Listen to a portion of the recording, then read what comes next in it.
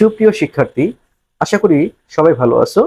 আমি রিখন আহমেদ, পরিচালক wisdom English teaching home. আজকে আমার আলোচ্য বিষয় হচ্ছে ইম্পারেটিভ সেন্টেন্সে অ্যাক্টিভ থেকে প্যাসিভ কিভাবে করতে হয়।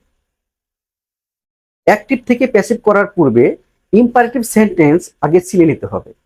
আমরা কিভাবে ইম্পারেটিভ সেন্টেন্স চিনে নেব বা চিনতে পারি, দেখো আমরা একটু ফলো করি। ইম্পারেটিভ সেন্টেন্সে কখনো যার সামনে কি থাকবে না, সাবজেক্ট দেওয়া থাকবে না। তাহলে দেখো, যদি সাবজেক্ট না দেওয়া থাকে, একটা উদাহরণ দেখাই। Example, open the door. এ বাক্যে সরাসরি মূল ভার্ব দ্বারা শুরু আছে। তাহলে যদি মূল ভার্ব দ্বারা শুরু হয়, তাহলে অবশ্যই এটা ইম্পারেটিভ সেন্টেন্স হবে। তাহলে এই ইম্পারেটিভ সেন্টেন্সে অ্যাক্টিভ থেকে প্যাসিভ করার ক্ষেত্রে আমাদের একটা গঠন রয়েছে। প্রথমে আমরা লেট দ্বারা শুরু করব, তারপরে অ্যাক্টিভের অবজেক্ট, এরপরে প্লাস বি, মূল ভার্বের পাস্ট পার্টিসিপল, এরপর অন্যান্য। দেখো, ওপেন দ্য ডোর। তাহলে এখানে দেখো, আমাদের এখানে সাবজেক্ট নেই, সাহায্যকারী ভার্ব নেই, কিন্তু কি দ্বারা শুরু আছে? মূল ভার্ব দ্বারা শুরু রয়েছে। তাহলে এক্ষেত্রে আমরা যে এর কি ধরনের সেন্টেন্স হবে? তাহলে এটা অবশ্যই ইম্পারেটিভ সেন্টেন্স। যদি ইম্পারেটিভ সেন্টেন্স হয়, আমাদের শুরুতে একটা কি নিয়ে আসবো? লেট।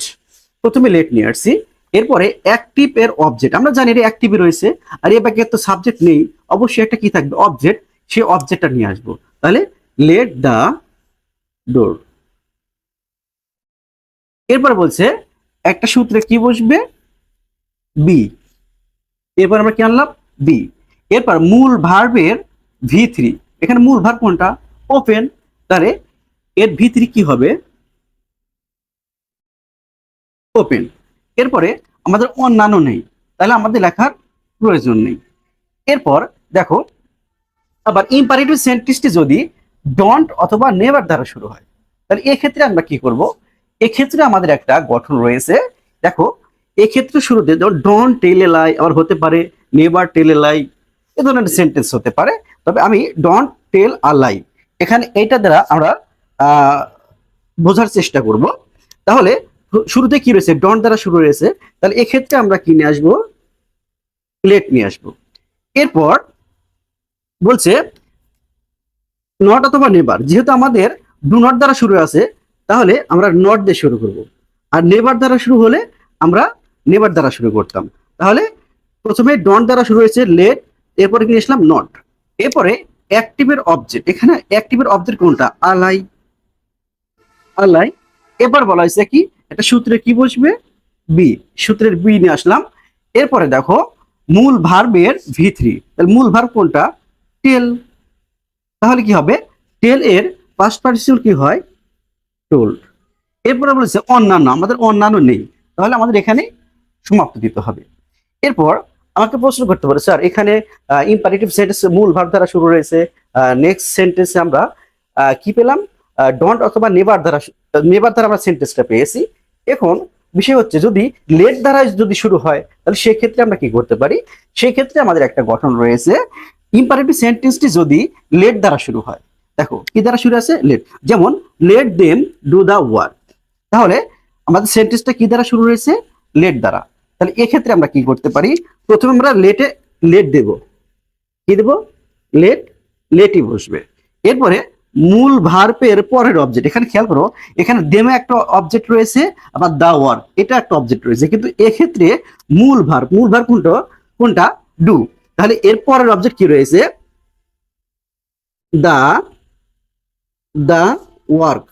খেয়াল করো, দা ওয়ার্ক।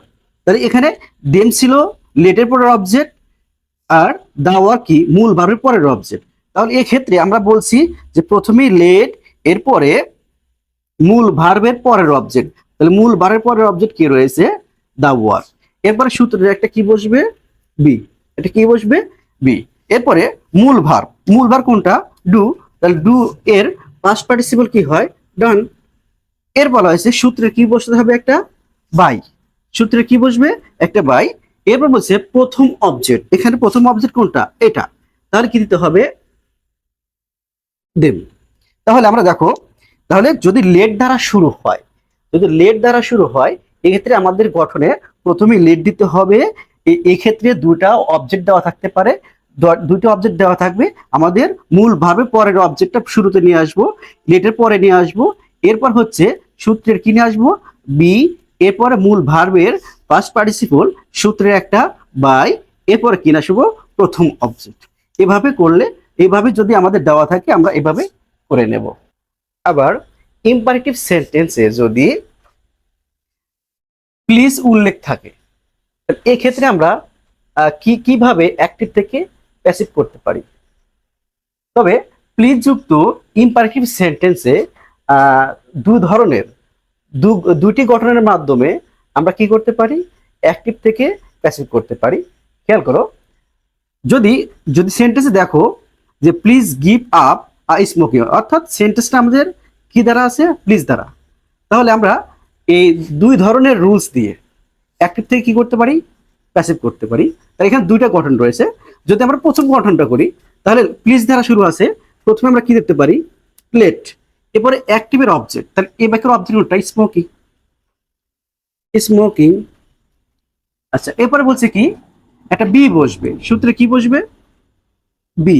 এরপরে মূল ভার কোনটা, গিভ, গিভ আপ, তাহলে এর পাস্ট পার্টিসিপল কি হবে, গিভেন আপ। এরপরে কি, আমাদের শেষে কি করতে হবে, একটা প্লিজ কথাটি উল্লেখ করতে হবে। আচ্ছা স্যার, আমরা এই গঠন না করে আমরা অন্য একটা গঠনটা করতে চাই, তাহলে অন্য গঠনটা হবে যে প্রথমে ইউ আর রিকোয়েস্টেড লিখতে হবে, কারণ প্লিজ লেখা, প্লিজ উল্লেখ থাকবে। এই জন্য আমরা কি করব, ইউ আর রিকোয়েস্টেড, এরপরে আমরা টু নিয়ে আসব।